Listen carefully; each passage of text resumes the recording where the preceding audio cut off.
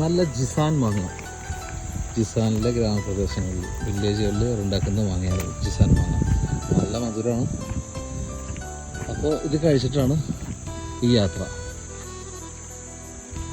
വാദി രജബിലൂടെയുള്ള യാത്ര. ഇത്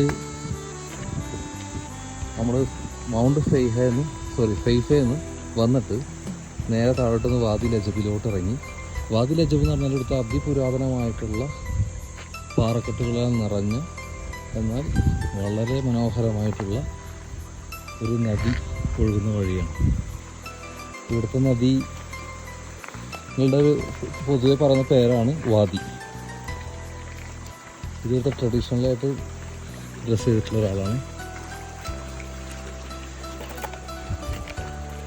ഇവിടുത്തെ ജിസാനികൾ എന്ന് പറയും, അവരാണത്. അവരുടെ മുണ്ടും അവരുടെ വേഷവിധാനമൊക്കെ ഭയങ്കര പ്രത്യേകത നിറഞ്ഞിട്ടുള്ളതാണ്.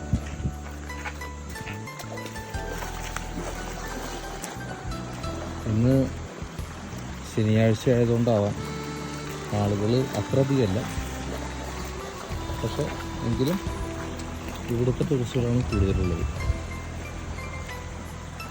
മാനമുട്ട് ഉയർന്നു നിൽക്കുന്ന പർവ്വതനിരകൾ, അതിൻ്റെ ഇടയിലൂടെ മനോഹരമായിട്ട് ഒഴുകുന്നു വാദി ലജബ്. വെള്ളം ശുഷ്കമാണ്. ഞങ്ങളിപ്പോൾ ഇവിടെ അടുത്തൊരു കുളം പോലെ ഒരു സ്ഥലമുണ്ട്, അതിൽ പോയി കുളിക്കാമെന്ന് കരുതിയിട്ടാണ് പോകുന്നത്. അപകടമൊന്നുള്ള സ്ഥലമല്ല, എങ്കിലും നമുക്ക് പോയി നോക്കാം. ഇത്രയും യാത്ര ചെയ്ത് വന്നിട്ട് ഇത്രയും മനോഹരമായ വെള്ളത്തിൽ ഒന്ന് കുളിക്കാതെ പോയാൽ പിന്നെന്താ ഉള്ളത്?